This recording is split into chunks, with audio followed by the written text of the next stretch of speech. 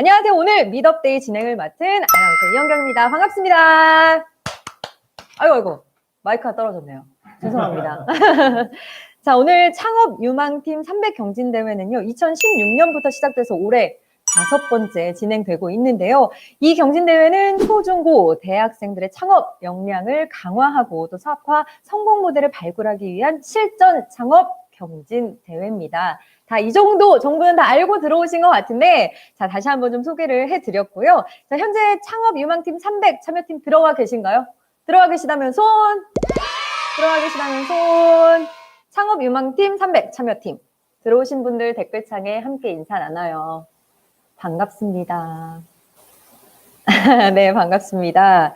자, 창업 유망팀 300 미더데이는요, 실제로 사실은 여러분을 만나서 눈을 보고 또 서로 하고 싶은 이야기들도 나누고 이렇게 진행이 돼야 되는데 코로나19로 인해서 직접 만나뵐 수 없는 점이 참 아쉽습니다. 사실 제가 한 2, 3년 전에 이제 중학생분들의 창업 경진대회를 코엑스에서 진행해 본 경험이 있습니다.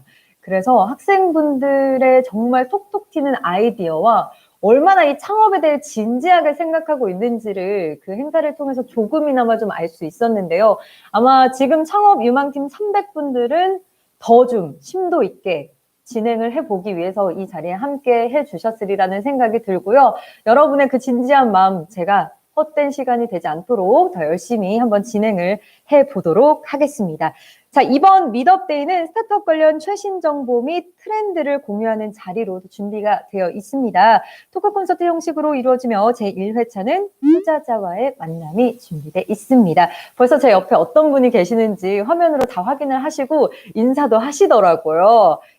살짝 서프라이즈 느낌으로 가고 싶었는데 일단 그거는 좀 실패를 한 것 같고요. 그래도 아직 제 옆에 어떤 분이 계시는지 모르니까, 모르시는 분들도 계시니까 제가 또 두구두구 하면서 깜짝 소개를 좀 해드리도록 하겠습니다. 자, 이 외에도 이 시간 함께 해주시는 분들을 위해서 저희가 이벤트를 또 준비해 봤습니다. 이벤트 잠깐 안내를 해드릴게요.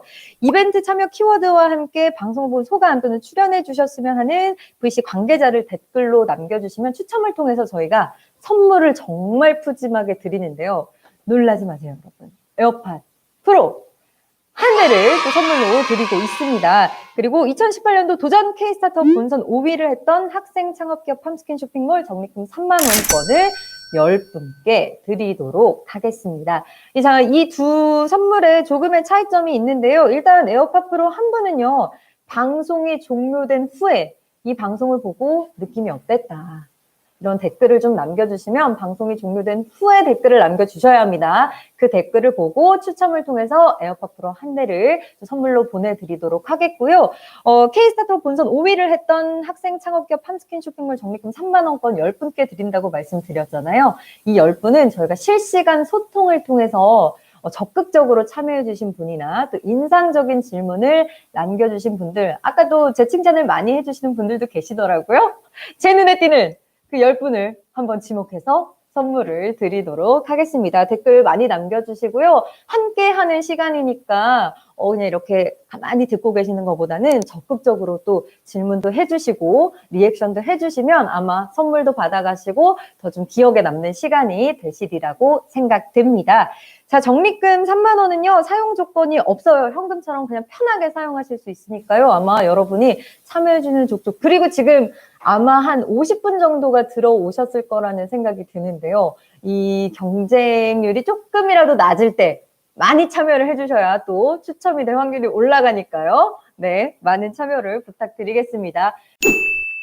자, 이제 제 왼쪽에 계신 여러분께는 제 오른쪽일 수도 있겠네요. 자, 제 옆에 계신 분을 좀 소개해 드릴 차례입니다. 여러분의 궁금증을 해결해 줄 1회 특급 게스트를 소개해 드리겠습니다. 블루포인트 파트너스 황희철 본부장님입니다. 안녕하세요.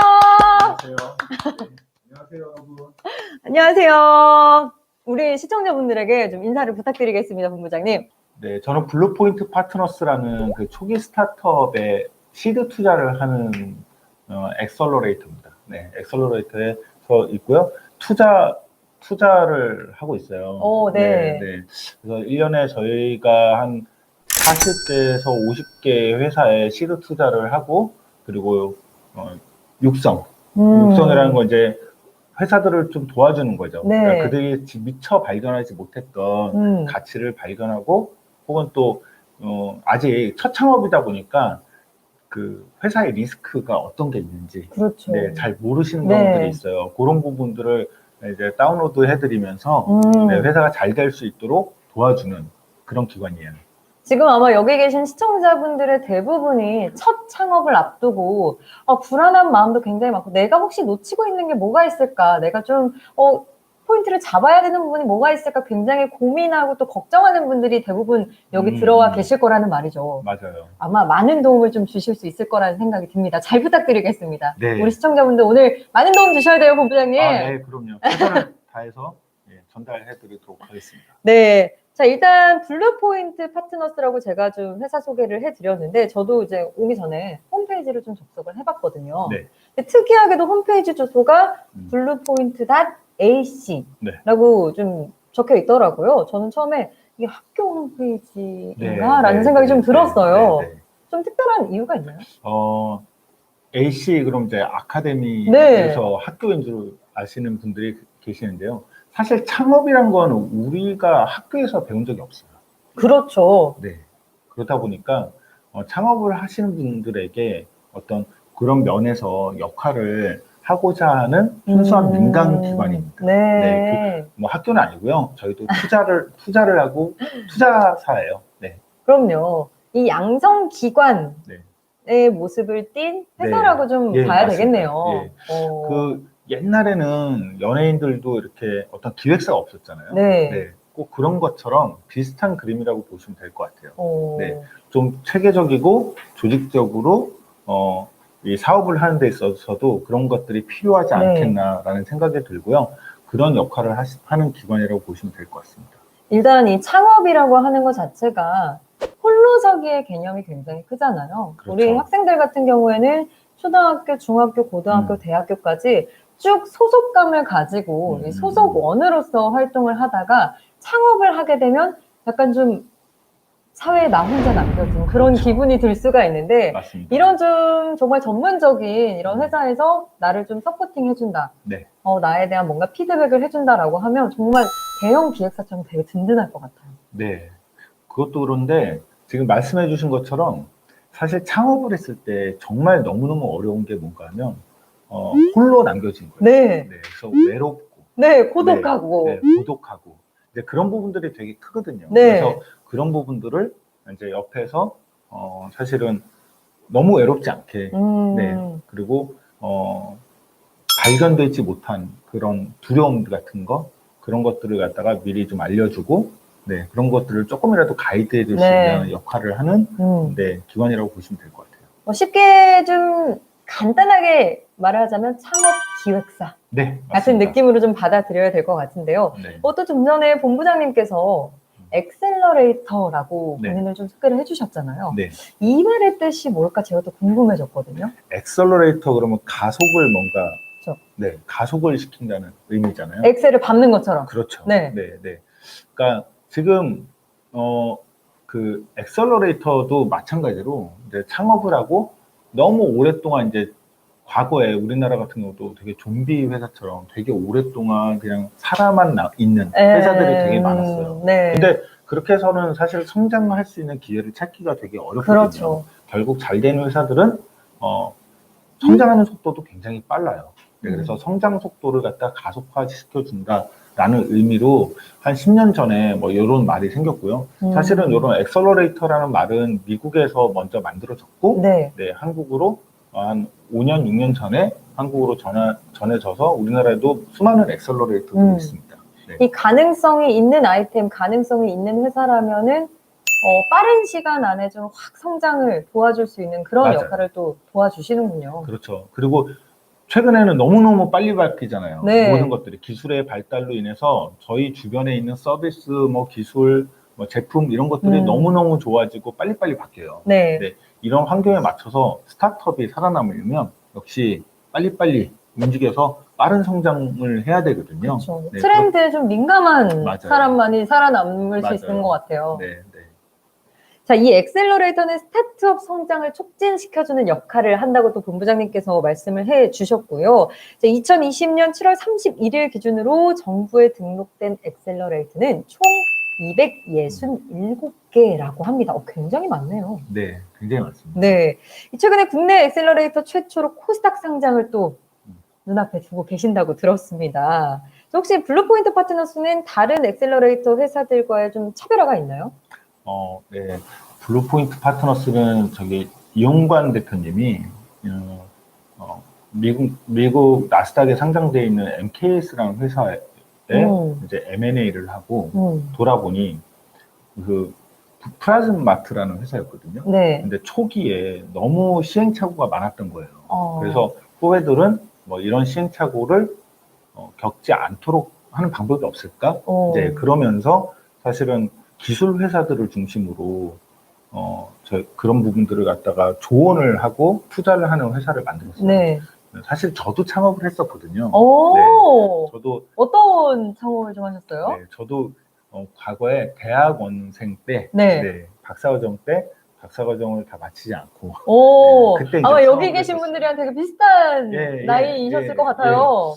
네, 박사과정이니까 그래도 뭐 그 나이가 좀 네네네. 적진 않았는데 네. 그래도 20대 때 창업을 했죠. 네. 20대 마지막에 그렇게 창업을 해서 저도 비슷한 경험을 했거든요. 그래서 그런 뜻이 좀 많이 맞아서 저도 블루포인트에 같이 이제 조인을 하고 했는데 비슷한 것 같아요. 처음에 사실은 학생팀, 특히 학생팀은 사회생활을 해본 적이 없잖아요. 없죠. 경험이 없죠. 경험이 없잖아요. 네. 그렇다 보니까 사업을 할 때 사실 굉장히 쓸데없는 트라이얼가 너무 많아요. 시행착오들이. 그렇죠. 네.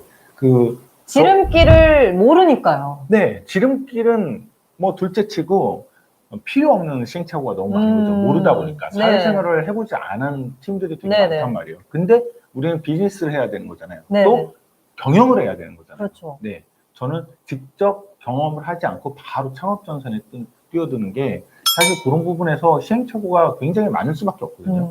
그런 부분들을 갖다가 저희들이 잘 도와줄 수 있는 역할을 할 수 있겠다라는 생각이 들어서 차리는 아마 회사고요. 블루포인트는 네. 지금 현재는 저희가 임직원이 좀 많이 있습니다. 풀타임으로 37명? 네, 37명이거든요. 근데 국내 엑셀러레이터 중에는 아마 가장 조직적인 체계를 가진 회사라고 말씀드릴 수 있을 것 같아요. 네. 제가 그 블루포인트 파트너스의 홈페이지를 쭉 보니까 정말 체계적으로 뭔가 단계가 나눠져 있더라고요. 뭐 플래닝, 팀빌딩, 펀딩, 어드바이서리, 커넥팅 이렇게 단계별로 나눠서 또 어플라이를 직접 받는 창도 있더라고요. 그래서 맞아요. 정말 창업을 원하는 분들에게 열려 있는 공간이구나라는 느낌을 받았거든요. 아마 여러분도 좀 꼭 그 홈페이지에 들어가셔서 어떤 공간인지 좀 확인해 보시면 굉장히 좋을 것 같습니다. 아무래도 본부장님 그 개인 경험까지 다 녹여서 오늘 말씀을 해주실 거기 때문에 더 많은 도움이 될 것 같고요. 자, 김현수님께서 블루포인트 파트너스에 들어가기 위한 조건이 따로 있나요? 라는 질문도 남겨주셨는데 혹시? 투자를 받는 조건을 말씀하신 것 같아요. 아무래도. 네네. 네. 블루포인트 파트너스에서 투자를 하기 위한 정량적인 그런 조건 같은 건 사실 없어요. 없다. 네, 그런 건 없어요. 사실 왜냐하면 창업이라는 게 불가능해서 가능성을 갖다가 찾는 거거든요. 그렇기 때문에 어떤 그런 틀을 가지고 검토를 한다는 것 자체는 사실은 좀 그거는 아닌 거죠. 불가능 속에서 아주 작은 가능성을 보고 그 가능성을 키워가는 그런 과정이거든요. 그래서 뭐 그렇지만 그럼에도 불구하고 최소한 이런 건 있어야 되겠다라는 것들은 있는데요. 일단 사업 계획 중요하죠. 어떤 계획을 가지고 창업을 진행할 건지. 분야. 근데 사업 계획이라는 게 보면은 사실은 잘은 모르실 수도 있는데 스케일업하기 힘든 사업들이 있어요. 그런 사업들은 선호하지 않고요. 그리고 다극적이면 팀으로서 존재하면 더 좋을 것 같아요. 개인보다는. 그거 두 가지가 기본적인 조건이 아니지 않을까 싶습니다. 아무래도 개인보다 팀으로 움직일 때 계획이 훨씬 더 구체적이고 좀 체계적일 가능성이 높으니까 네. 더 그런 부분을 초기에 코파운더가 있다는 건 서로 상호 보완적인 역할을 할 수 있거든요. 네, 그리고 혼자 있으면은 뭔가에 잘못 빠져버리면 그 체크할 수가 없잖아요. 그렇죠. 서로에 그 대해서. 편견에서 좀 스스로는 헤어나오기가 참 그렇죠. 쉽진 네, 않죠. 네, 네. 그런 부분들을 상호 보완적으로 할 수 있기 때문에 아무래도 팀으로 만들어져 있고 사업 계획에 뭔가 스케일업 할 수 있는 사업이 기본적인 조건인 것 같아요. 네. 네. 자, 오늘 시청하고 계신 창업에 관심이 있거나 준비하시는 분들에게 또 유익한 정보를 주실 텐데요. 자, 미더데이 1회는 투자자가 말하는 진짜 스타트업이란? 이라는 주제를 가지고 좀 폭넓은 대화를 해보려고 합니다. 자, 본부장님, 스타트업 하면 가장 뭐가 떠오르시나요? 네, 제가 많이 하는 얘기인데 옛날에 스타트업을 벤처라고 불렀거든요. 네. 벤처 하면 떠오르는 또 다른 단어가 있어요. 어드벤처? 아, 모험. 네. 네. 그죠? 그런 어드벤처, 모험, 정글 속에서 나홀로 남겨져서 무언가를 찾아가는 그런 모험 같아요. 네. 네. 정글이라는 환경은 나 혼자 떨어져 있기에는 너무너무 두렵고 외롭고 네. 그렇잖아요. 네. 미지의 공간이죠. 그렇죠. 거기서 탈출구를 찾아야 되는 거예요. 뭐 보물을 찾든가 뭔가 그런 길을 가는 것 같아요. 네, 그런 것들이 저는 상상이 됩니다. 네, 정글에 또 뭐가 있을지 모르고 그렇죠. 그게 나에게 정말 큰 도움이 될 수 있을 수도 있고 그렇죠. 이런 부분들을 네. 좀 찾아 나서는 모험이라고도 스타트업을 되게 맞아요. 서정적으로 네. 표현을 해주시네요, 본부장님. 조금 더 비교를 해드릴까요? 네. 뭐 예를 들어서 뭐 정글을 가다가 보면 어떤 물건을 만날 수도 있고 어떤 사람을 만날 수도 있어요. 네. 근데 이게 독이 될지 득이 될지 사실 알 수 없어요. 네. 네, 그런 과정들에서 사실 사업을 계속 완성도 있게 만들어가면서 탈출을 결국 찾아가는 그런 보물을 찾아가는 그런 네. 모험 같아요. 오늘 본부장님이 이 정글을 찾아 헤매는 우리 시청자분들을 대상으로 이 열매는 독이니 먹지 말아라. 네. 이 열매는 득이니 요 열매를 맞아요. 따라가거라 네, 하는 좀 네, 가이드가 네. 되어주셨으면 하는 네, 네, 네.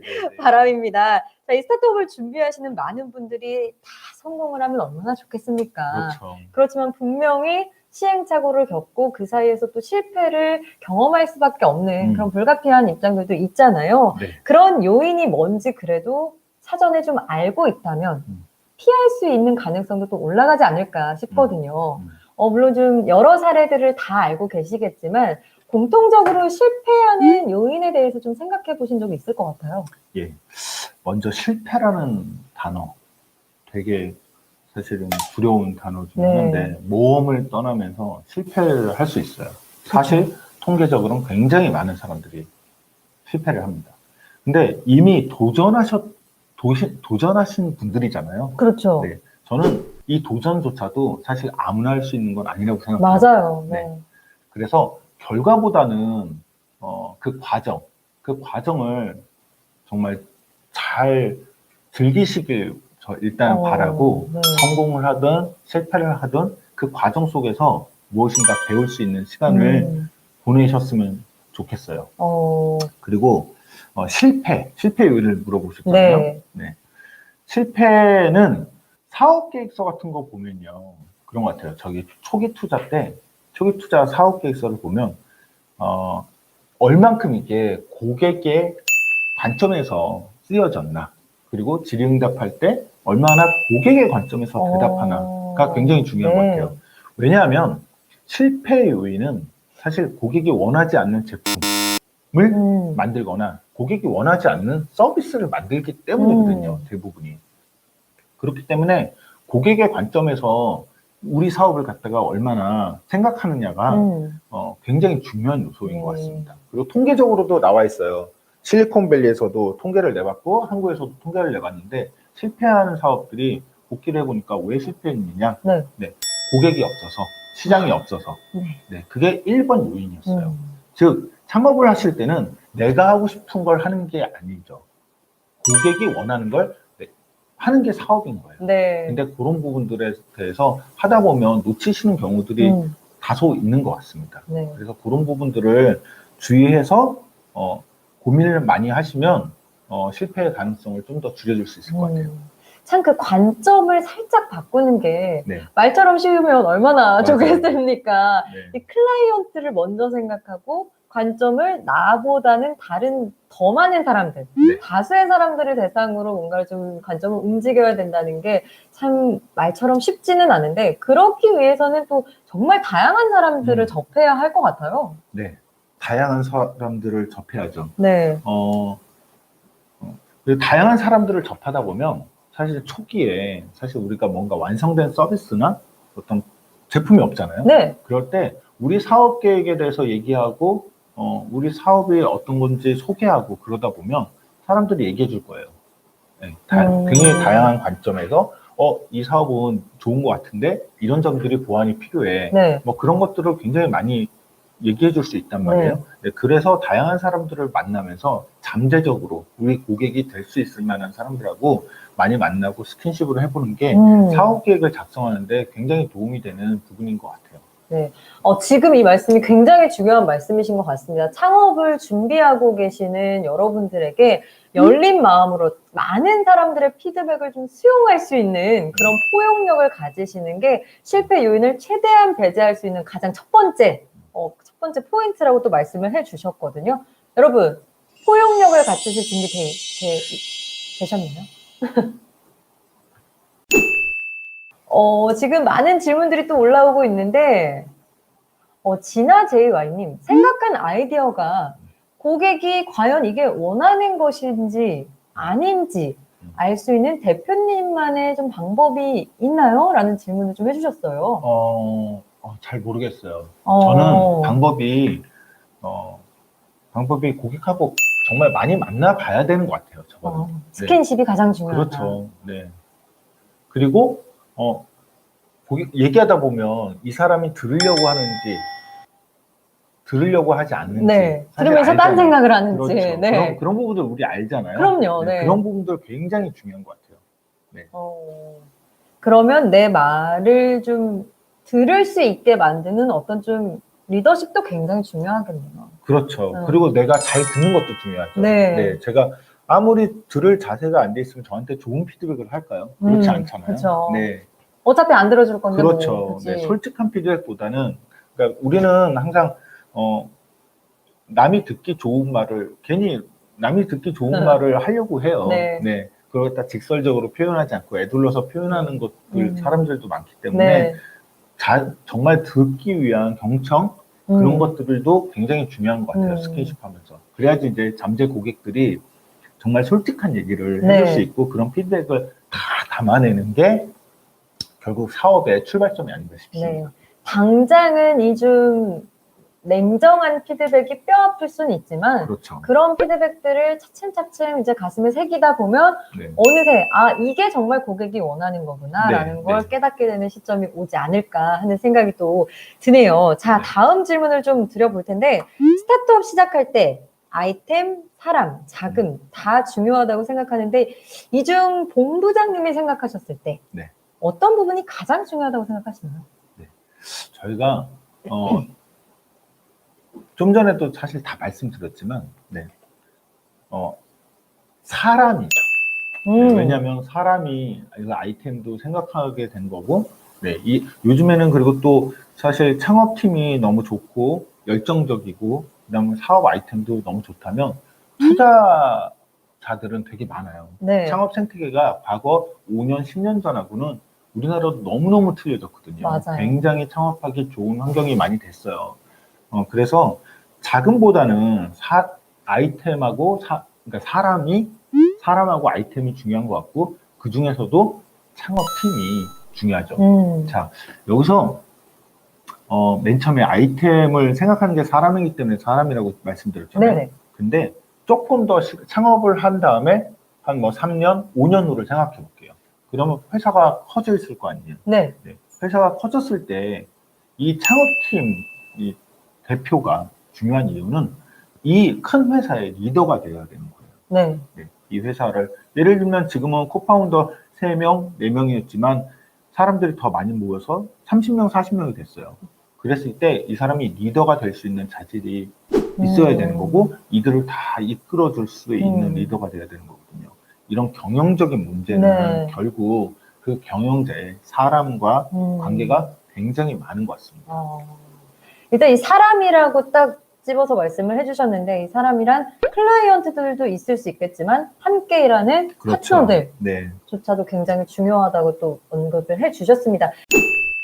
자, 다음 질문을 또 본부장님께 좀 드려보고 싶은데 투자하실 때 사업 계획서를 또 아까도 중요하다고 말씀하셨지만 제가 홈페이지를 통해서 보니까 정말 많은 스타트업 기업이 있는데 분야가 진짜 폭이 넓더라고요. 뭐 로봇, 신약, 친환경 기술, 플랫폼 정말 폭넓은 분야를 다 좀 수용을 하고 계시던데 좀 사업 계획서 첫 장만 보고 좀 느낌이 왔던 회사가 있나요?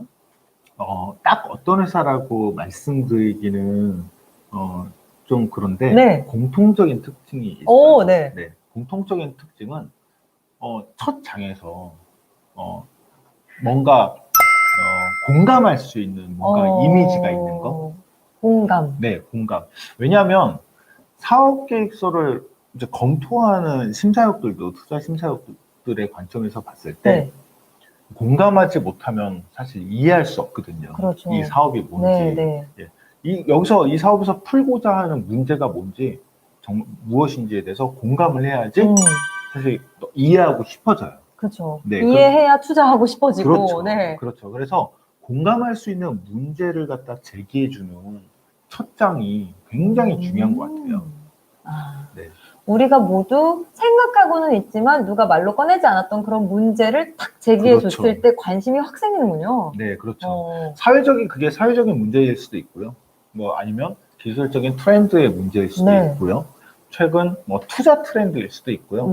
그런 트렌드 상에서 공감할 수 있는 영역이거나 아니면 사회적인 정말 문제가 되는 영역 있잖아요. 최근에는 뭐 친환경, 환경오염 뭐 이런 것도 맞아요. 사실 공감할 수 있는 주제 중에 하나거든요. 거기에 정말 그 문제를 갖다 잘 나타낼 수 있는 이미지 한 장이 결국에는 이거 관심을 가지고 봐야 되겠는데 라는 관심과 공감을 이끌어내죠.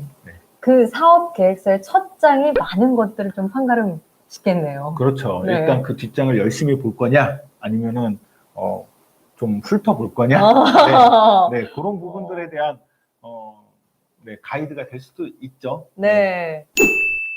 자, 투자라는 단어가 사실 일반인들에게는 조무래기 도우님도 말씀하셨지만 나를 뭘 믿고 투자를 해준다는 거야 조금 두려움으로 다가올 수도 있거든요.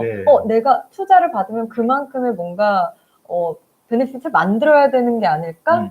뭔가 빚을 지는 그런 느낌이 들 수도 있거든요. 그래서 선뜻 좀 두려움 때문에 시작을 못하는 분들도 있을 수 있는데 혹시 그러면 일반인들도 이런 스타트업 투자를 좀 할 수가 있나요? 그럼요. 일반인들 엔젤 투자자들도 굉장히 엔젤 투자자들. 국내에서 뭐 엔젤 투자 전문 엔젤 투자라는 또 그 뭐 자격 같은 뭐 그런 게 있어요. 그런 것도 있고 엔젤 투자자들이 과거부터 있었고 최근에는 엔젤 투자자들이 굉장히 또 많아진 것 같아요. 주로 엔젤 투자자 그러면 이제 사업으로 성공하신 분들이 돈이 많으신 분들이 어떤 창업팀에 투자를 하고 뭐 그런 것들이죠. 사실 엑셀러레이터라는 게 엔젤 투자의 어떤 조직화된 모습인 것 같아요. 그리고 그래서 내가 만약에 어떤 창업팀의 사업을 적극적으로 잘 도와줄 수 있는 어떤 역량이 있고 내가 도움이 되는 분야다, 나랑 시너지가 날 수 있다 라고 하면은 종잣돈 모아서 사실 투자할 수 있다고 볼 수 있는 것 같아요. 저도 그러면 좀 괜찮은 스타트업 기업이 있으면 투자를 할 수 있는 거네요. 그럼요. 물론 종잣돈은 없지만. 그러니까 이게 그런 분들도 되게 많아요, 요즘에는. 그러니까 어떤 이제 아나운서이시잖아요. 그러다 보니까 그런 역량을 갖다 또 기여할 수 있는 스타트업들이 있거든요. 그럴 때는 사실은 뭐 풀타임이라기보다는 뭐 파트타임 같은 걸로 뭐 하실 수도 있잖아요. 그것도 하나의 투자죠. 제가 정말 괜찮은 스타트업 기업이 있다면 뭐 정말 대신 좀 소개해주는 영상을 촬영해줄 수도 있는 거고. 그럼요. 뭐 PT 관련해서 제가 뭔가 좀 저의 가지고 있는 역량을 발휘해서 이 스타트업 기업이 좀 성장할 수 있는 촉진자 역할을 해줄 수도 있는 거고. 그렇군요. 아무래도 요즘 저와 같은 좀 젊은 세대들이 그냥 수입을 은행에 넣어놓기보다는 음. 여러 군데 좀 투자해보고 뭔가 좀 내가 주도적으로 뭔가 할 수 있는 분야를 많이들 찾거든요. 이런 맞아요. 스타트업 투자도 괜찮은 방법일 수 있겠네요. 그럼요. 투자를 하게 되실 때 우리 본부장님께서 중요하게 보는 포인트들이 좀 있나요? 투자를 할 때요. 네. 네, 투자를 할 때 중요하게 보는 포인트. 아까 말씀드린 것처럼 창업팀인 것 같아요. 대표님의 열정, 네. 그리고 그 창업팀이 이 사업 분야를 정말 잘할 수 있는 사람들이 모였구나. 그런 것들이 굉장히 중요한 것 같아요. 혹시 그러면 이 팀이 가지고 있는 그 창업 분야에 대한 전문성도 좀 따져보시나요? 뭐 그럼요. 전공을 필요하면은 한다든지. 전문성이 필요한 분야들이 있어요. 예를 네. 들면 기술 분야 같은 거, 테크 스타트업 같은 경우는 전문성이 굉장히 중요하죠. 그렇죠. 네, 그렇기 때문에 거기는 열정도 중요하지만 그 기술에 대한 전문성이 없으면 사실 힘들죠. 네. 그렇기 때문에 거기는 전문성을 봐야 되는 거고, 또 서비스 스타트업이라면 진짜 열정 정말 중요한 것 같아요. 열린 마음과 열정. 그렇죠. 네. 혹시 그러면 이제 심사역이 또 있다고 말씀을 해주셨잖아요. 네. 그럼 이제 투자를 받기 위해서 창업팀이 왔을 때 네. 팀들 간의 이런 협업도 네. 얼만큼 이 팀이 협업이 잘 되고 있는지 서로 좀 긍정적인 피드백을 많이 주고받고 있는지 바로 좀 한눈에 보이시나요? 사람을 많이 만나는 직업이다 보니까 정답을 알 수는 없지만 네. 각자마다 이 팀은 케미가 정말 잘 맞는 것 같아라는 네. 사실 그런 생각들이 안 드는 건 아니에요.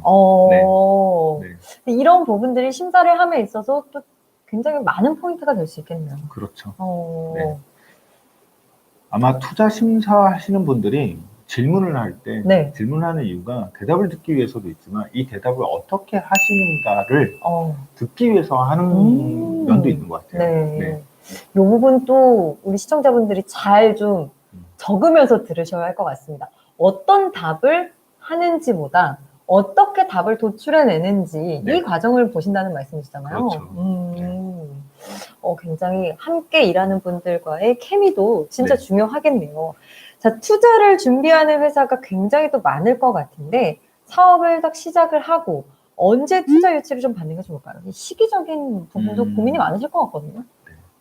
재밌는 거는 저희가 투자한 회사 중에 40%가 넘는 거의 절반에 가까운 팀이 사실은 창업을 하기 전부터 만난 팀이었어요. 네. 창업을 하기 전에 이런 아이템에 대해서 어떻게 생각하느냐부터 해서 그런 부분들을 계속 이렇게 하면서 창업을 하고 저희가 투자한 회사들이 굉장히 많습니다. 생각보다. 네.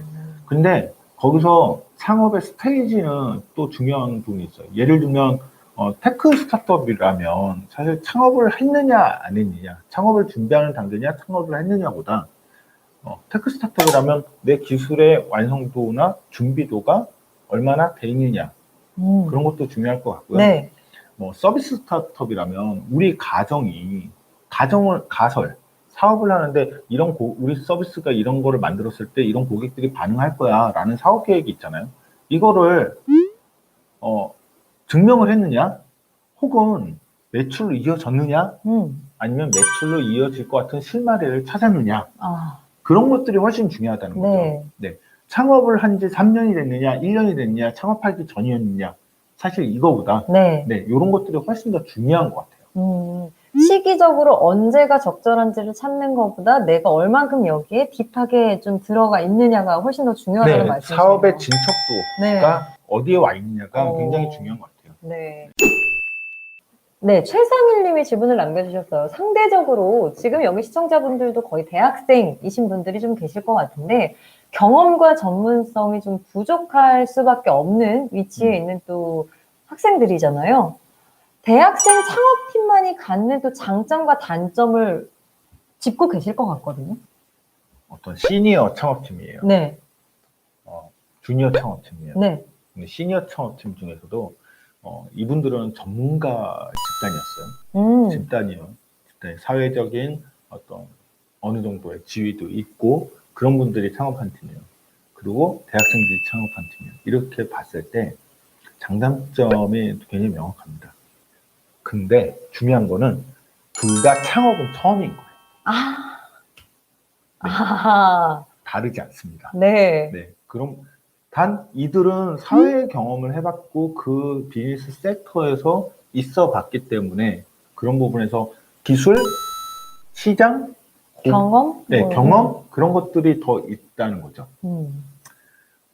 근데 그런 것들 때문에 사실은 고객의 목소리를 듣는 데 있어서는 다소 경직돼 있을 수 있어요. 네. 근데 대학생 창업팀의 공통적인 특징은 스폰지같이 정말 고객의 목소리를 쪽쪽 빨아들이고 열정으로 가득한 네. 네, 그런 강점이 있어요. 네. 그래서 기존의 어떤 사회적인 편견에서 벗어나서 정말 새로운 것들을 만들어내는 능력들이 있는 것 같아요.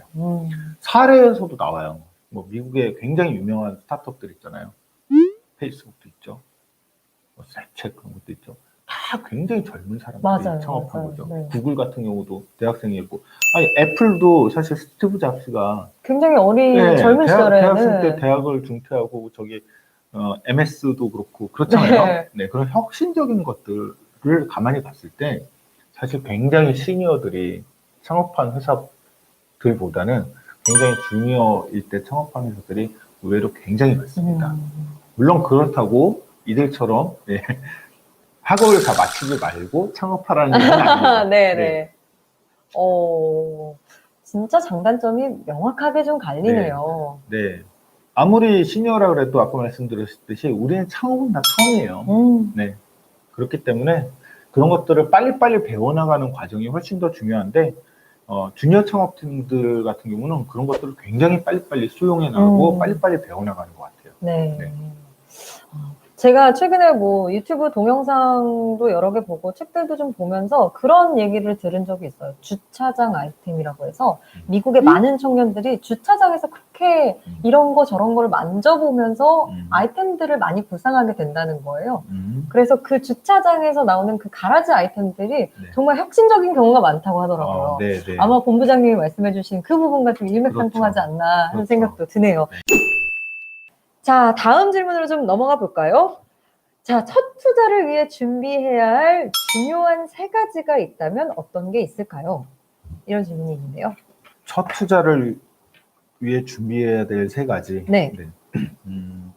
준비해야 될 게, 그런 것 같습니다. 사업 계획서 당연히 있는데 거기에 담아야 될 3가지를 말씀을 드리면, 네. 먼저 고객에 대해서 우리가 알고 있다는 사실, 고객이 누군지. 네. 근데 이게 어떤 명시적으로 쓰는 고객은 아닌 것 같아요. 조금 더 구체적이고 그 고객에 대해서 나는 정말 잘 알고 있다. 네. 라는 것들. 그래야 될 것 같고요. 그 두 번째는 우리가 생각하는 다시 말씀드려 고객이 잘 알고 있다는 건 그 고객이 가진 문제. 네. 공통적인 문제. 그렇죠. 네. 문제죠. 그 문제를 우리는 해결하는 사업을 하는 거잖아요. 네. 그래서 고객을 잘 알고 있고 그 고객이 가진 문제에 대해서 잘 정의해야 되는 것 같아요. 네. 그리고 이런 솔루션이 그 고객에게 딜리버리 됐을 때 딜리버리 될 수 있다. 핏하다. 그럼 고객들이 좋아할 거다. 네, 요거. 그리고 이 솔루션, 이게 두 번째니까 우리 솔루션을 얘기를 한 거죠. 서비스.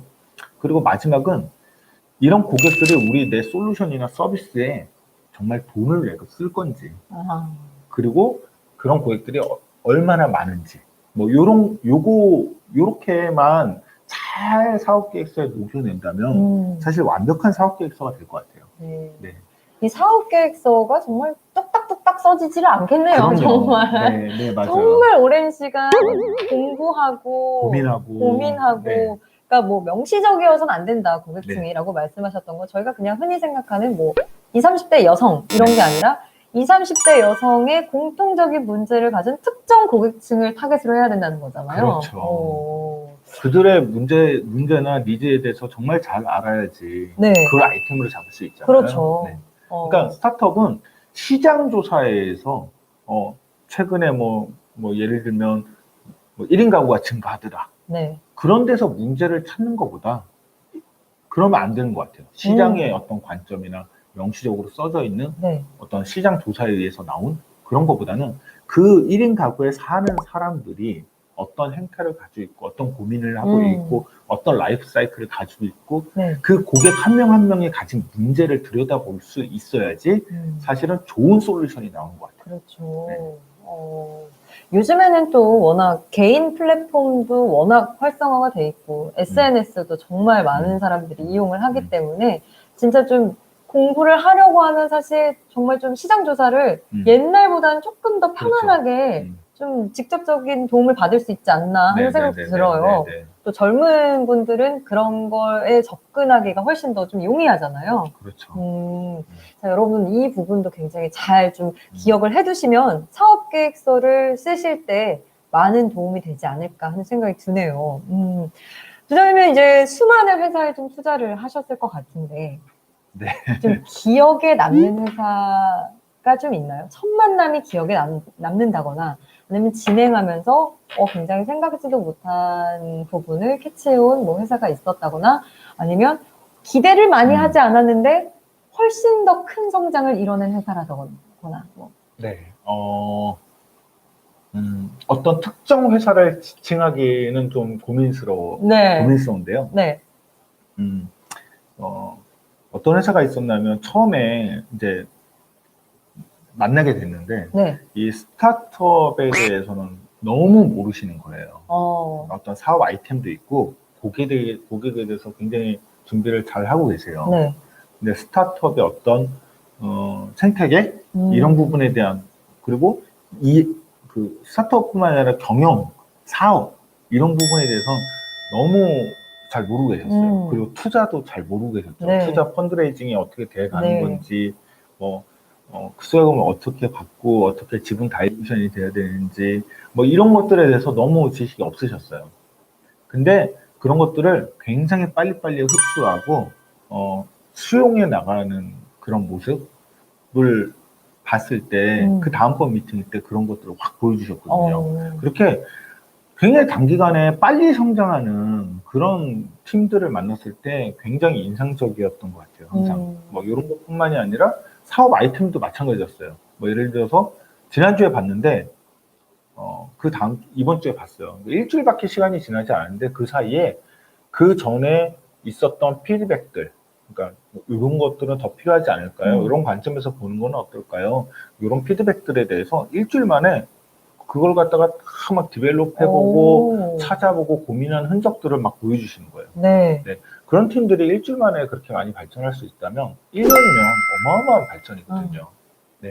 아까 말씀하신 것처럼 정말 스펀지처럼 쭉쭉 빨아들이는 그런 또 스타트업을 준비하고 계신 분들이 기억에 많이 남으시는 것 같은데 아이템적으로는 어떠세요? 좀 본부장님 개인적으로도 좀 선호하는 아이템이 있지 않을까? 요즘 트렌드에 나는 이런 부분을 조금 더 선호하게 되더라 하는 부분도 있으실 것 같아요. 아무래도 투자 회사에 있다 보니까 투자의 트렌드가 좀 있는 것 같아요. 예를 들면 현재를 말씀드리기보다는 과거를 좀 말씀드려 볼게요. 모바일 시대가 왔을 때 모바일 서비스들 그런 회사들이 굉장히 관심이 많았던 것 같고요. 최근에는 요즘에 지금도 우리 비대면으로 하고 있잖아요. 원래 이게 오프라인 공간상에서 이루어져야 되는 건데 이 언택트에 대한 관심이 굉장히 많아졌죠. 그래서 아마 투자자들도 이런 비즈니스에 대해서 관심이 굉장히 많을 거예요. 고민도 많이 하실 것 같고요. 그리고 인공지능에 대한 키워드도 굉장히 핫하잖아요. 그런 것들에 대한 회사들도 관심이 굉장히 많을 거고요. 당장 여기 계신 분들 중에서 아이템 자체를 고민하고 계신 분들도 되게 많으실 것 같아요. 어떤 부분으로 좀 갈피를 잡아야 어느 정도의 전문성도 녹여내면서 트렌드에 맞는 아이템을 좀 접목시킬 수 있을까 라는 고민도 굉장히 많이 하고들 계실 것 같은데 이런 부분을 좀 잘 참고하셔서 또 아이템에 대한 고민들도 잘 풀어 나가셨으면 좋겠습니다. 자, 많은 스타트업 대표님들이 얼마를 투자받고 싶다라는 또 그런 금액적인 부분에 대한 고민도 좀 하실 것 같아요. 투자금은 보통 어떻게 좀 쓰여지나요? 어떻게 쓰여지냐고요? 네, 어떻게 좀 어디에 이렇게 쓰여지는지 네. 책정되는 기준이 또 있는지. 투자금이요? 네. 꼭 그렇지는 않은데요. 이것도 굉장히 정성적인 부분이에요. 저희는 시드 투자사라서 보통은 5천만 원에서 뭐 저희가 투자하는 금액이 5천만 원에서 4억, 5억 뭐 이 정도까지인데요. 네. 주로 많이 하는 투자는 뭐 1, 2억 선에서 투자하는 회사들이 굉장히 대부분입니다. 네. 네. 그럼 그 투자금이 어떻게 쓰여지는지, 그러니까 어느 부분에 주로 좀 많은 투자가 이루어지고 있는지도. 스타트업이 네. 그 돈을 받아서 처음에는 아무래도 시드를 받게 되면 어떤 팀들은 정말 필요했던 인재를 갖다 영입하는데 쓰고요. 네. 어떤 팀들은 또 제품을 갖다가 디벨롭 하는데 돈을 당연히 투자를 하겠죠. 네. 그렇게 대부분 두 가지인 것 같아요. 네. 5천만 원 선에서 최대는 4억까지. 4, 5억 정도. 대부분 1억에서 2억 사이의 투자금을 좀 주신다고 하는데, 네. 블루포인트 파트너스에서 2017년부터 매년 창업 유망팀 300 출신 창업팀들에게 투자를 또 하셨다고 들었습니다. 네. 투자를 받은 기업에 대한 좀 소개를 부탁드려도 될까요? 네. 저희가 2017년에 젤리랩이라는 네. 환자를 케어하는 챗봇을 하는 회사에 투자를 했었고요. 18년에는 칼라 프로젝트, 오색 5가지 색깔로 한 중국어의 성조를 갖다 표현해서 그걸로 이제 중국어를 되게 쉽게 교육할 수 있는 서비스를 만든 칼라 프로젝트에 투자를 했고요. 2019년에는 시위드라는 회사에 투자를 했어요. 시위드는 배양육, 그러니까 소위 정말 고기가 아니라 고기 같은 고기. 근데 식물성 있어요. 근데 여기는 해조류라는 걸로 해조류로 만든 배양육을 만드는 회사에 투자를 했고요. 여기도 학생 창업팀이었어요. 그리고 올해는 메디아이 플러스라는 회사에 투자를 했습니다. 여기는 이제 신약 후보 물질을 이제 찾아줄 수 있는 뭐 임상시험 플랫폼, 이런 데다 투자를 했습니다. 너무 신기한 게 뭐냐면요. 지금 본부장님이 소개해 주신 이 회사들을 제가 다 설명을 듣고 하는데 제가 정확히 1년씩 늦게 그 부분에 대해서 접하더라고요. 그래요? 네. 이 정말 고기 같은 맛을 내는 고기가 아닌 식품을 개발하는데 많은 투자를 하고 있다라는 얘기를 제가 최근에 들었습니다. 네, 맞아요. 그런데 이게 2019년에 벌써 학생분들이 창업을 도전하고 있었군요. 네. 굉장히 제가 느린 거겠죠, 본부장님. 빨라야죠. 스타트업 창업은 이렇게 빨라야 되는 것 같습니다. 정말 괜히 이렇게 엑셀러레이터 분들에게 투자를 받는 게 아니네요. 제가 거의 정확하게 1년씩 조금씩 듣고 있는 것들이 이미 1년 전에 이렇게 회사화가 돼서 투자를 받고 하는 걸 보니까 정말 학생분들이 본인의 창업을 위해서 얼만큼 트렌드에 발빠르게 따라갈 뿐만 아니라 좀 앞서가려고 고민을 많이 하는지 좀 알 수 있는 대목인 것 같습니다. 좀 반성을 하게 되네요. 시위드 같은 경우는요. 네. 배양육을 하는 회사인데 이제 창업할 당시에는 석사 과정의 학생들이었어요. 그리고 아이디어가 있고 이렇게 하면 될 것 같다. 그걸 갖다 굉장히 논리적으로 설명하셨고 그리고 창업팀이 굉장히 열정적이고 그리고 수용성이 굉장히 좋고 그런 창업팀이었어요. 그래서 저희가 투자를 하고 나서 또 최근에 이 회사가 후속 투자를 또 받았어요. 너무 축하할 일이네요. 그래서 후속 투자를 받아서 내년에 이제 시제품을 정말 아이디에이션을 가지고 있었던 회사인데 그걸 갖다가 되게 굉장히 많은 파트너들이랑 같이 실제로 기술을 갖다 구현하고 있고요. 내년에 이제 시제품을 만들어서 여러분들이 이제 볼 수 있는 그런 시제품을 만들어 질 계획이에요. 네. 이렇게 처음 투자를 하셨던 그런 회사들이 예. 나중에 이제 더 투자도 많이 받고 성장해 나가는 모습을 보면 굉장히 좀 뿌듯하시겠어요. 그럼요. 네. 그런 맛에 네. 이런 직업을 하고 있는 것 마치 같습니다. 내 자식이 네, 장성해서 네, 네. 더 큰 물로 네, 나가는 네, 것처럼 네, 네, 굉장히 뿌듯하시고 또 좀 흐뭇하신 기분도 네. 드실 것 같아요. 자, 또 다음 질문이 있는데 사실 이 질문은 아까 본부장님이 하셨던 질문과 좀 비슷한 것 같아요. 투자를 하게 된 특별한 이유에 대해서 또 본부장님이 차근차근 아까도 좀 네. 설명을 해주셨는데 다시 한번 좀 정리해서 말씀해 주신다면 그 이유들에 대한 이야기를 좀 들어볼 수 있을까요? 젤리랩, 칼라 프로젝트, 시위드, 메디아이 플러스 이런 이 창업팀들에게 투자를 하게 된 결정적인 좀 계기들이 있나요? 솔직히 말씀드리면요. 네. 저희 이제 회사가 크다 보니까 네. 이 모든 회사가 다 제가 투자한 건 아니고요. 아유, 네, 그럼요. 네. 이 중에 저희가 간단하게 소개를 드리면 이제 컬러 프로젝트는 이제 제가 맨 처음에 보고 굉장히 재밌다라는 생각에 제가 이제 주도를 해서 투자를 하게 된 팀이고요.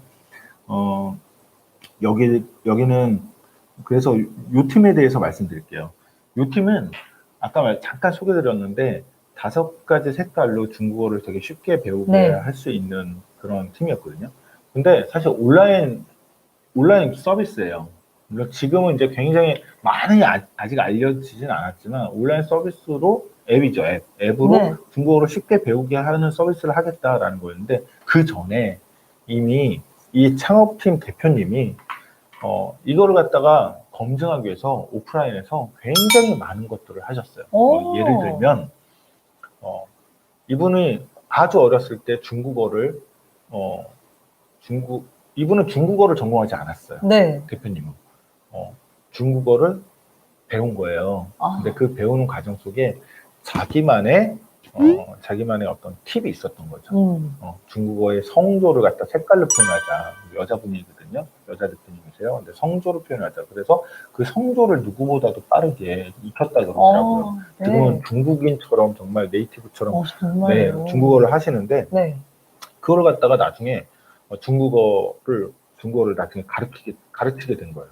전공자가 아닌데 이제 강사가 되신 거죠. 네. 그래서 중국어 강의를 여기저기 하시면서 이 방법을 가지고 자기만의 어떤 비법인 거죠. 그걸 가지고 강의를 하셨는데 정말 학생들이 중국어를 너무 빨리빨리 습득을 하게 되는 거를 목표를 하고 이걸 갖다 테스트를 해본 거예요. 누가 고객일까? 어린 사람일까? 아니면 나이 드신 분일까? 네. 아니면 시장의 재래시장의 상인들일까? 네. 그런 식으로 고객군을 타겟팅해가지고 테스트도 해보시고 하면서 굉장히 많은 고객에 대한 공부를 하시고 지금 이걸 온라인 서비스로 만들기 위해서 한 거죠. 저희가 투자할 때는 이미 이런 것들을 다 고객에 대해서 알려는 노력, 그다음 내 솔루션이 정말 스케일업 할 수 있는지, 정말 중국어 학습에 정말 효과적인지, 자기 자신을 검증하는 그런 것들을 고객들과 함께 많이 한 것 같아요.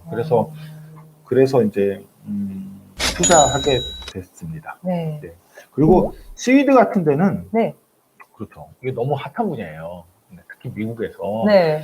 요때쯤 그보다 1, 2년 전쯤에 굉장히 핫한 임파서블 버거라든가 그런 것들이 되게 유명해졌거든요. 네. 그리고 이게 많은 부분을 지니고 있는데 환경 오염이라든가 가축, 그 가축에 대한 네. 어떤 그 윤리적 그런 것도 있잖아요. 그런 문제들을 다 해결을 할 수 있고 또 건강까지 챙길 수 있는 그런 아이템으로 굉장히 핫해진 시기였었던 것 네. 같아요. 그 시기에 굉장히 차별성 있는 솔루션으로 사업을 하신다고 하시니까 저희가 당연히 투자를 안 할 수가 없었죠. 네.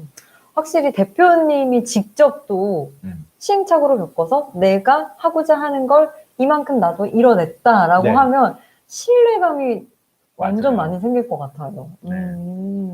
칼라 프로젝트 저도 한번 해보고 싶은데요. 네. 진짜 좀 손쉽게 배울 수 있다면 네. 또 직장인 분들은 사실 언어적인 부분에 많은 투자를 할 시간적인 여유가 없다 보니까 맞아요. 이런 부분이 있다면 진짜 많은 분들이 솔깃할 것 같아요. 네. 제가 오늘 본의 아니게 서비스 홍보를 하게 됐네요. 아마도 저는 완전 일반인이고 제3자의 입장에서 이렇게 얘기를 들었을 때 제가 이거 굉장히 좀 관심이 생기는 분야다. 이거 나도 좀 해보고 싶다라는 부분이 생기는 것 자체가 아마 시청자분들에게 또 다른 도움이 될 수 있거든요. 그럼요. 아, 일반 대중들은 이런 거에 솔깃하는구나. 이런 거에 관심이 있구나. 라는 것도 제가 직접 이렇게 리액션을 통해서 말씀을 해드리는 거기 때문에 이런 부분도 한번 체킹을 해보시면 좋을 것 같습니다. 자, 현재 창업 유망팀에 선발된 300팀들 중에서 매출 구조가 없는 팀이 또 있을 수가 있잖아요. 그럼요. 네. 이런 팀들도 좀 투자를 받을 수가 있나요? 완벽한 사업 계획서는 없어요. 네. 100점짜리는 없다. 네. 완벽한 사업 계획서는 없어요. 그래서, 고객들도 굉장히 많을 것 같고, 한데, 비즈니스 모델, 혹은 매출 구조를 어떻게 잡아야 될지에 대해서 사실 고민스러운 사업들이 있습니다. 이런 거는 투자를 검토하는 과정에서 같이 상의하고 고민해보고, 뭐, 그러면서 찾아갈 수 있는 것 같아요. 네. 그래서, 100점짜리는 없다. 네. 부족함이 있을 수 있다. 단, 내가 부족한 게 무엇인지에 대해서 아는 게 중요하다. 네. 네. 그게 중요한 거죠. 네. 지금 말씀해주신 매출 구조가 없는데, 우리가 보기에는 없는데, 본인은 있다고 생각하면, 사실 거기서부터 이제 커뮤니케이션이, 네. 괴리가 생기겠죠. 그렇죠. 네. 네. 괴리가 생기기 시작하는 거거든요. 근데 스스로가, 매출 구조는 아직 없지만, 이런 부분은 점점 앞으로 채워나가야겠다. 아니면 어떤 부분이 어떻다고 생각하냐, 뭐 그러면서 계속 커뮤니케이션 하다 보면은 이런 부분들을 디벨롭 할 수밖에 없어요. 네. 스스로 인정하는 데서, 부족한 부분을 인정하는 데서 채우기 위한 노력이 시작되잖아요. 네. 그렇기 때문에 먼저 부족한 건 인정을 해야 되는 것 같습니다. 네. 우리 창업 유망팀 분들에게 용기와 조언을 동시에 주시네요. 완벽하지 않아도 괜찮아, 사업 계획서가. 네. 완벽하지 않아도 괜찮지만 뭐가 부족한지는 알고 있어야 해. 네, 그렇죠. 라고 굉장히 따끔한 조언을, 피가 되고 살이 되는 조언까지 좀 해주셨습니다. 그렇다면 투자를 이제 하기로 결정을 하셨어요, 본부장님이. 그렇다면 그 다음 진행 과정은 어떤가요? 저희가 이제 어떤 팀을 봤는데, 투자를 검토할 만하다라고 했을 땐 저희 회사에서는 공식적으로 이제 IR 피칭을 요청을 드려요. 그러니까 저 혼자 보는 게 아니라 아무래도 회사다 보니까 여러 명이서 같이 보는 거죠. 네. 그리고 사업 소개를 해주시고 이제 뭐 질의응답을 하는 어떤 피칭의 시간을 가지게 되는데요.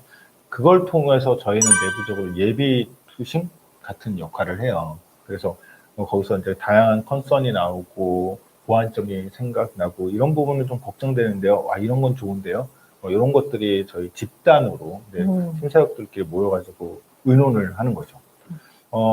그렇게 되면 그걸 가지고 본 투심 하기 전에 이런 컨선 사항을 앞으로 어떻게 해결해 나가야 될지 뭐 그런 것들을 저희 내부적으로 투자 심사역이 투심 보고서를 씁니다. 네, 투심 보고서를 이 회사는 이렇고요 설명을 이제 막 하는 거죠. 그래서 그 투심 보고서를 본 투심 때 내부 투심을 거쳐서 투자를 하게 됩니다. 네. 그러니까 이 전체적인 과정은 빠르면 뭐 일주일 만에도 끝날 수도 있고요. 네. 만약 예비 투심이 끝나고 나서 피칭이 끝나고 나서 컨선 사항이 되게 이런저런 것들이 있는데 이런 것들이 디벨롭이 좀 더뎌진다든가 그러니까 창업팀이 더뎌진다든가 아니면 이런 부분에 대해서 분명히 공감하고 있는 컨선인데 이런 것들이 해결되지 않는다면 사실은 본 투심을 가기 어렵겠죠. 그렇다 보니까 그 과정이 너무 늘어날 수도 있고요. 네, 그렇습니다. 어플라이 창을 제가 블루파트너스 홈페이지에서 보니까 3주 안에는 회신을 주신다고. 네, 콜드콜로 보내셨을 때 3주 안에는 저희가 검토를 하고 피드백을 드린다라고. 그렇게 나와 있더라고요. 네. 빠르면 일주일, 3주까지도 시간이 소요될 수도 있군요.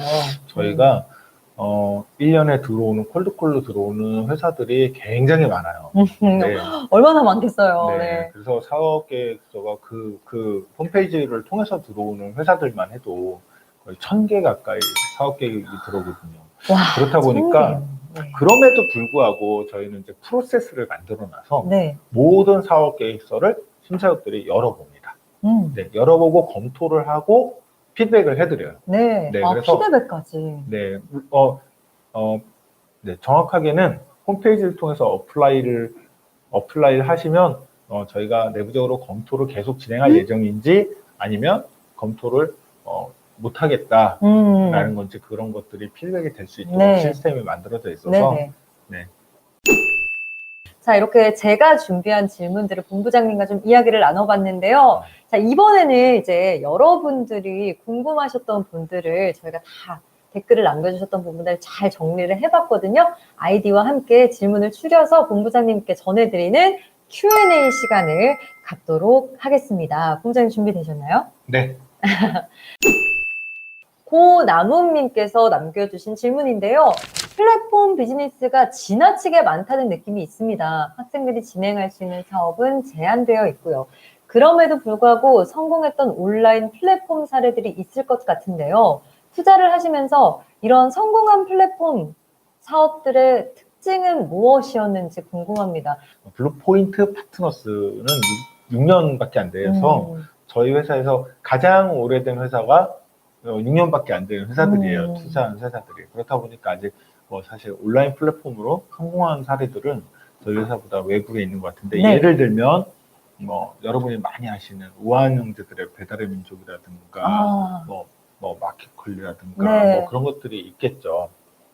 그런 것들이 있는 것 같은데 그 사업들의 성공하는 특징, 네, 사실 저도 온라인 플랫폼의 전문가는 아니라서 잘 모르겠는데 제 관점에서 봤을 때 플랫폼이라는 단어에 저는 주목하면 좋을 것 같아요. 네. 플랫폼이라는 게 원래 기차 같은 데서 갈아타는 네, 그렇죠. 네, 그 사람들이 많이 모이는 승강장 그렇죠. 같은 네, 그런 의미가 네네. 있잖아요. 네. 온라인 플랫폼이라는 건 사람들이 모일 수 있는 동기 요인이 되는 서비스인 것 같아요. 네. 그러니까 억지로 끼워 맞추는 게 아니라 사람들이 스스로 찾아오고 바이럴 될 수 있는. 그러니까 내가 마케팅을 해서 막 이렇게 하는 게 아니라 내가 써봤는데 이런 거 너무 좋더라, 친구야.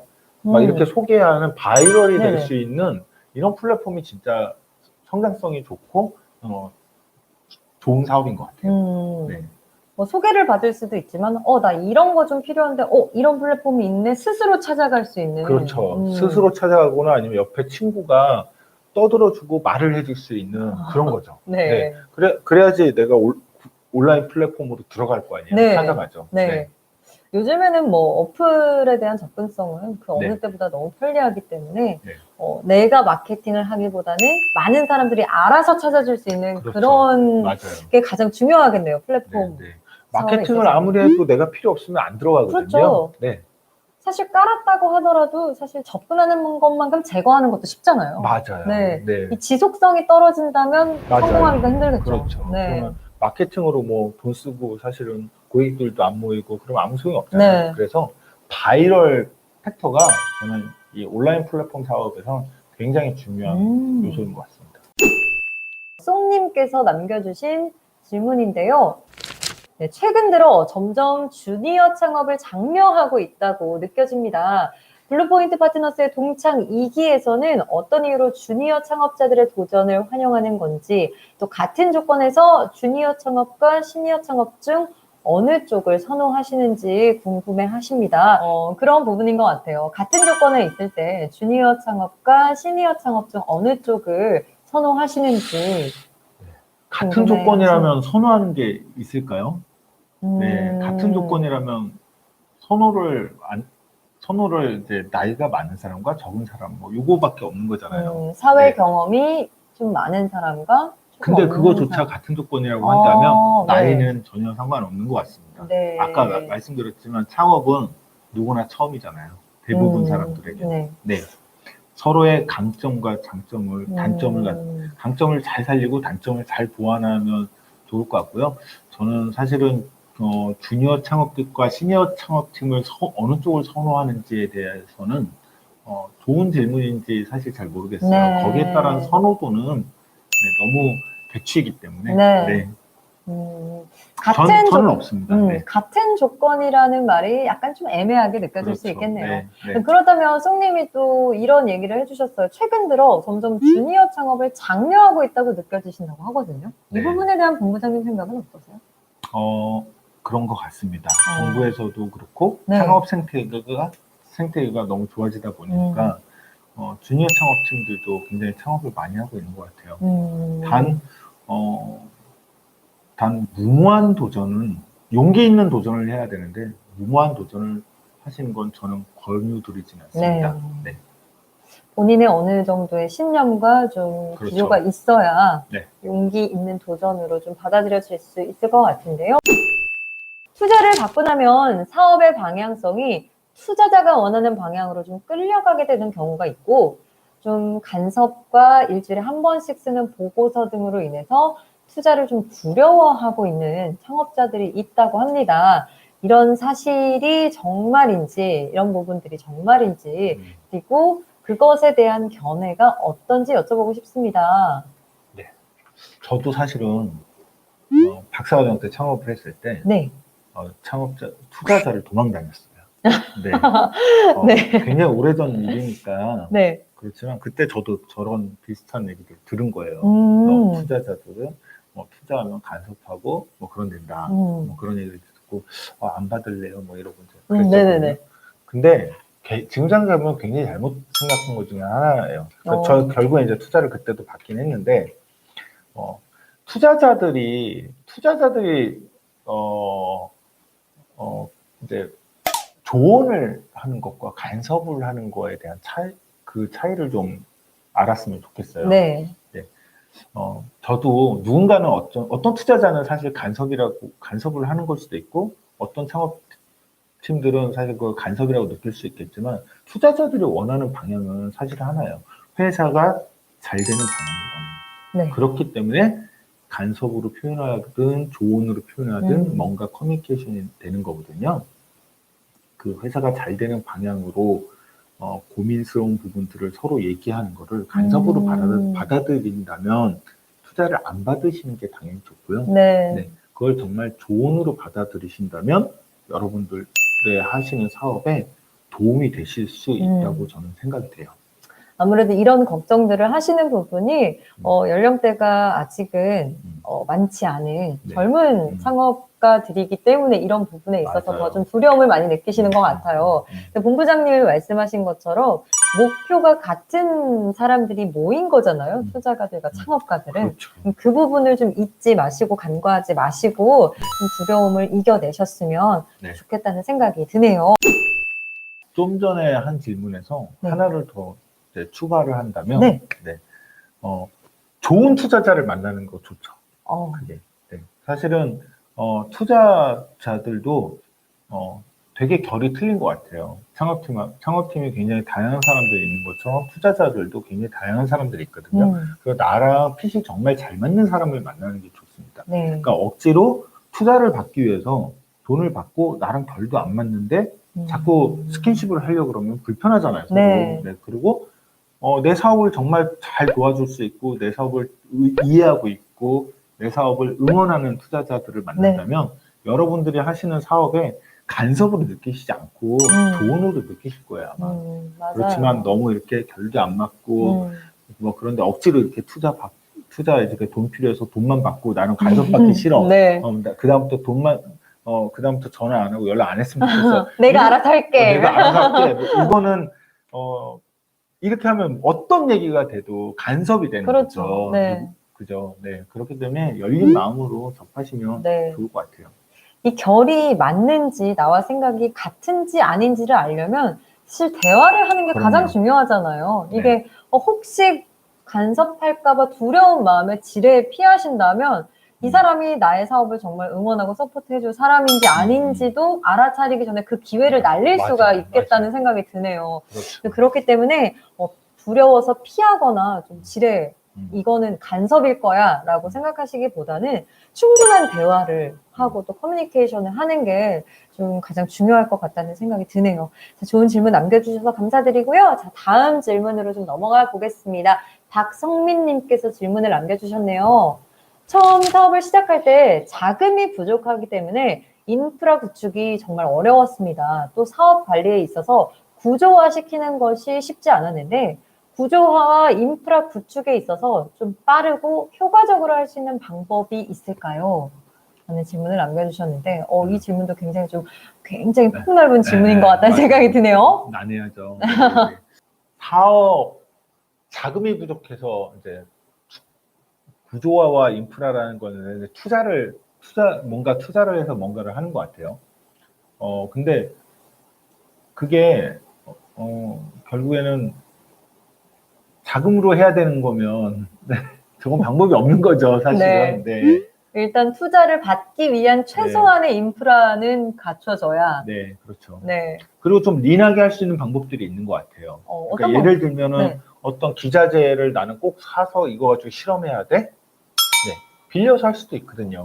근데 어떤 의사 선택에 있어서 제가 이제 극단적으로 말씀드려서 그러는데 꼭 살려는 분들이 계세요. 네.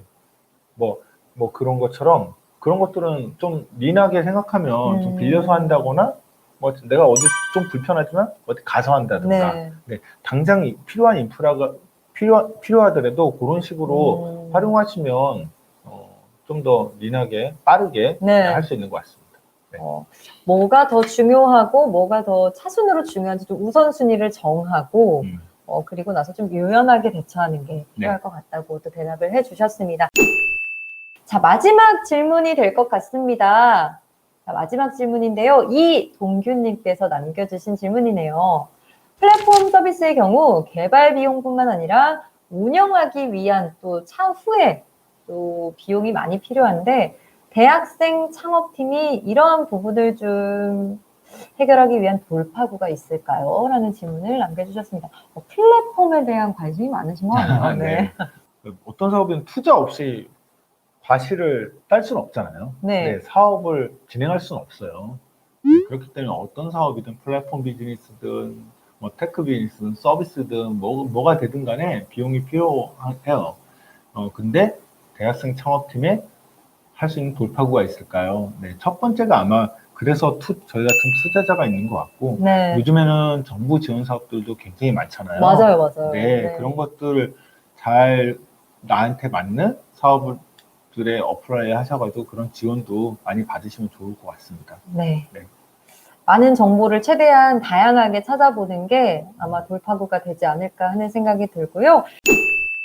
2회차 주제는 학생 창업, 이건 알고 성장하자라는 주제로 학생 창업하면서 창업 실패나 또 성공한 케이스, 그리고 학생 창업 투자 유치, 후속 투자에 대한 이야기를 메시업 엔젤스 최윤경 이사님과 함께 또 심도 있는 대화를 나눠보려고 하니까요. 여러분 끝까지 저희와 함께 참여해 주시기를 부탁드리겠습니다. 그때도 많이 참석해 주실 거죠?